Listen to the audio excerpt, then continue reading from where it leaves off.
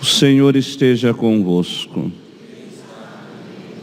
Proclamação do Evangelho de Jesus Cristo segundo Marcos. Naquele tempo, um leproso chegou perto de Jesus e de joelhos pediu: "Se queres, tem o poder de curar-me." Jesus, cheio de compaixão, estendeu a mão, tocou nele e disse: "Eu quero, fica curado." No mesmo instante, a lepra desapareceu e ele ficou curado. Então Jesus mandou logo embora, falando com firmeza: "Não contes nada disso a ninguém. Vai, mostra-te ao sacerdote e oferece pela tua purificação o que Moisés ordenou como prova para eles." Ele foi e começou a contar e a divulgar muito fato. Por isso, Jesus não podia mais entrar publicamente numa cidade. Ficava fora, em lugares desertos, e de toda parte vinham procurá-lo. Palavra da salvação.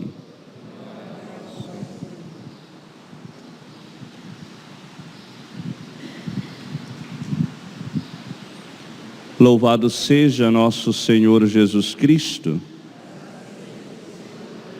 Meus queridos irmãos e irmãs, nós estamos continuando o capítulo 1 do Evangelho de São Marcos, e nós já havíamos comentado na homilia no dia de ontem algo que os santos padres dão como explicação para esse primeiro capítulo do Evangelho de São Marcos, inclusive no trecho que nós ouvimos no dia de hoje.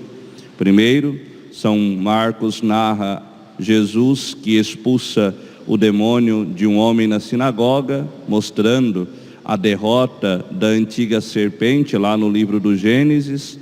Depois Jesus cura a sogra de Pedro que estava com febre, mostrando que uma vez que o pecado entrou no mundo através da atitude de Eva no livro do Gênesis, agora uma mulher, nela começa um processo de verdadeira cura do pecado.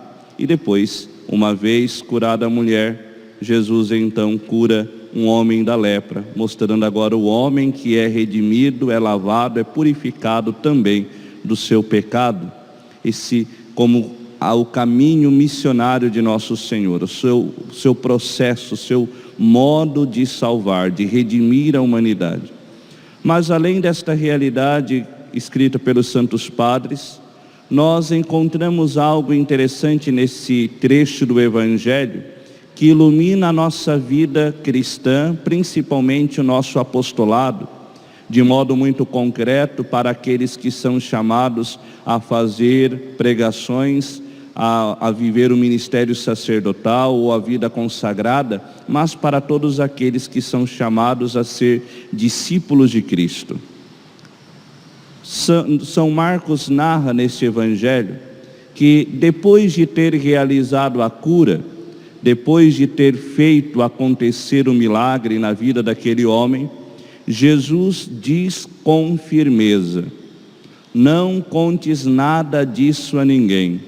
Vai, mostra-te ao sacerdote e oferece pela tua purificação o que Moisés ordenou como prova para eles."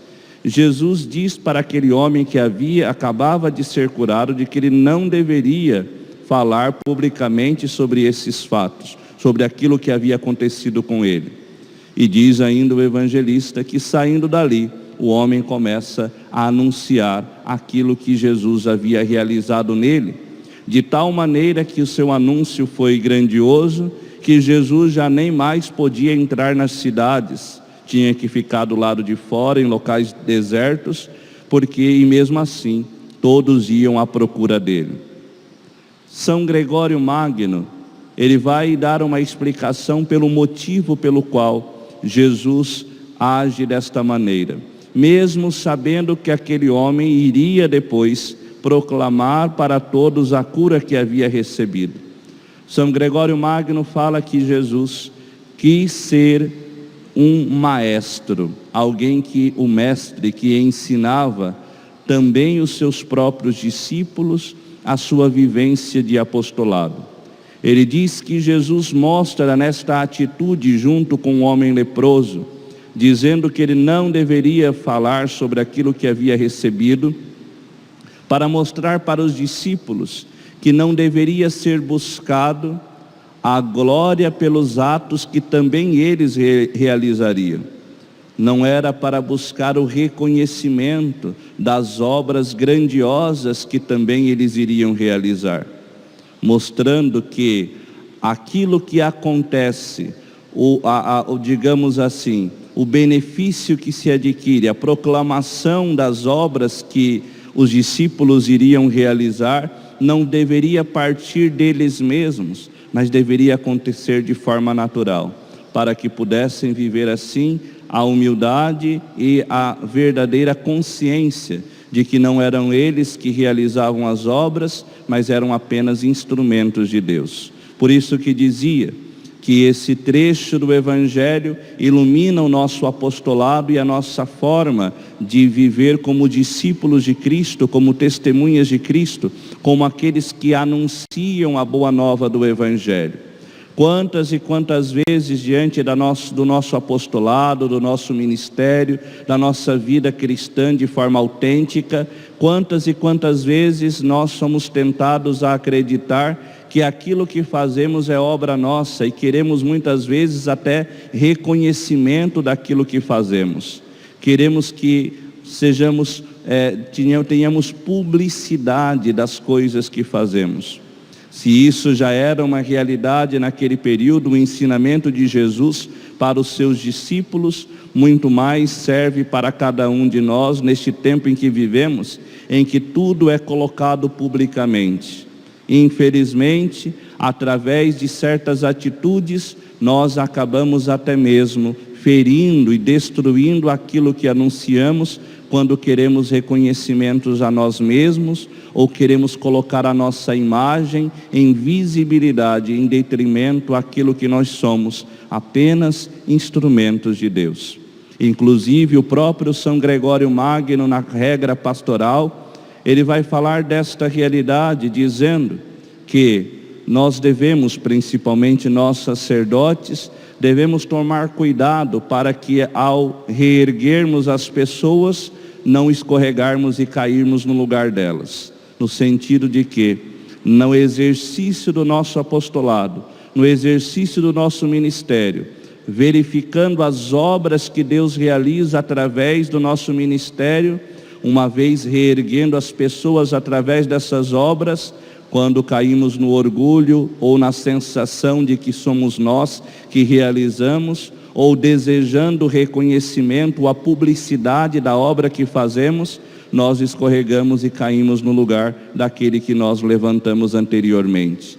E ele então ensina a necessidade que temos de viver a virtude da humildade, para que através da humildade nós saibamos verdadeiramente de quem procede a obra que realizamos. Não somos aqueles que fizeram a obra, mas aqueles que foram instrumentos da obra.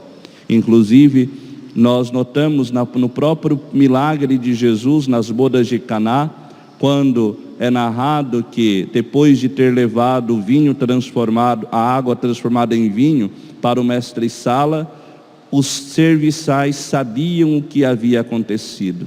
É assim que deve ser o nosso coração no nosso apostolado, nas obras grandiosas que Deus realiza através de nós. Sabemos de onde vem, quem é o autor dessas obras. Não somos nós, mas o próprio Deus. E assim a virtude da humildade vai sendo alimentada e vivenciada por cada um de nós no nosso apostolado e na nossa missão. Por isso, meus queridos irmãos e irmãs, peçamos nesta Eucaristia ao Senhor que faça do nosso coração do nosso apostolado, do nosso discipulado, da nossa vivência autêntica do Evangelho, faça de nós verdadeiramente humildes, para que sejamos configurados a Ele, que é manso e humilde de coração. E assim, na humildade, possamos realmente transparecer a glória, não nossa, mas a glória do próprio Cristo. Louvado seja nosso Senhor Jesus Cristo.